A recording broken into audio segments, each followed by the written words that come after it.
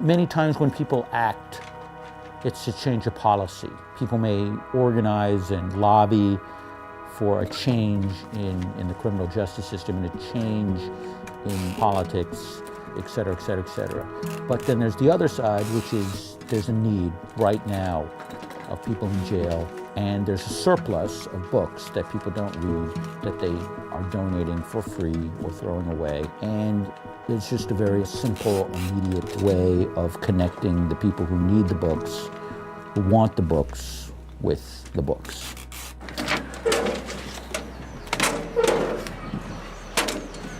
In a way, it's a very narrow project. It's to send books to prisoners.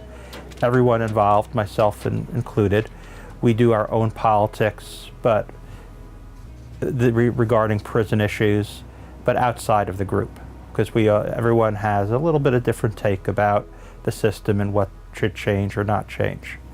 But we do a very narrow thing, which is send books to prisoners. It ultimately feels very satisfying because political change can be very, very slow.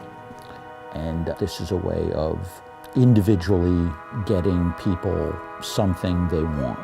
You would hope that beyond just giving them a way of passing the time, if you believe in literature, if you believe in books, if you believe in education and knowledge, then you believe that some of these books have the power to transform people and the way they see the world. The library here, they only have a limited amount of books, and a lot of the books that they provide are not really, in my eyes, is not acceptable for me, because I need to expand my mind, and so do other individuals. Sure, do you have it still? A letter arrives from an individual prisoner, a person who's incarcerated, and first thing we look at for what they're asking for. We make sure it's something that we're able to do, make sure it's a facility we're allowed to send into. We have letters that we get from people who are incarcerated. Books generally get passed around. If we send one good book to someone, the chances are that it's being passed around to many people. It's something that benefits more people than just direct one person. Even though the letter comes from one person, sometimes they'll give a precise title they want, other times they'll give a genre of a book. There are sometimes some really specific things, like somebody asked me for a book on poultry farming, and we happened to have one. It was the most amazing moment.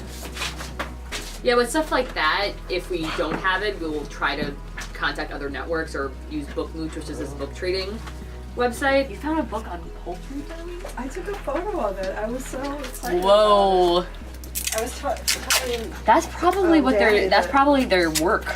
We work by donations of books, so we generally cannot send the precise title, but we try and get as close to what the person is requesting. Dictionaries are our #1 requested item. A lot of people are asking for like medieval studies, classics, African American studies, dictionaries. African American history, a lot. Indigenous studies, we get a lot. Educational requests, jury, math books, whole variety. Books through bars, dear friend, I would like to see if you can help me with a pop-up book. Please, I try to do it the best I can. I know you'll help me learn something. I know you help prisoners with books we can use for us. Keep our minds busy. God bless you. That's, I think, probably the first time we've gotten a request for one. Yeah, that's the first time I've ever received one. Also the first time I've ever gotten a pop-up letter. Yeah, no, that's the most incredible letter, artistically that I have seen. We get art sometimes, but that one is very impressive. Well, I'd say we at least clear 200 or 300 packages a month. And the average package has 2 books. So I'd say 600 books a month. It's extremely important, and I encourage anybody in prison to read not hood books, but really like educational books, because education is the key to success, especially in a place like this. If you don't read, and not just books, but everything pertaining to law and correctional law, period, you can get totally jammed up. I love and I respect books behind bars. I have received a few books myself, and it was very informative. I've read Bruce Wright, the judge that they caught, they nicknamed Cut 'em Loose Bruce, because he saw the abuse and with people of color as far as being excessively sentenced or wrongly convicted, and he was a judge. And so when he saw that it was BS, he was, you know, dismissing it. And so I read that. I read books on Malcolm X. We are motivated by the word, all right, by words. Words are important. Words are motivating and can be inspiring, all right?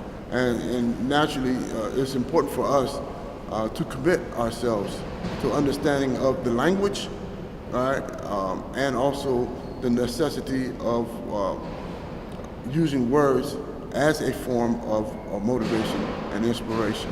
I'm pro-black, so I read about my history. I want to read true stuff, you know, and I read biblical stuff as long as it's, you know, the truth. I'm not with that white savior talk. I think that everybody that have a chance to read any kind of books that's educational, they should read it.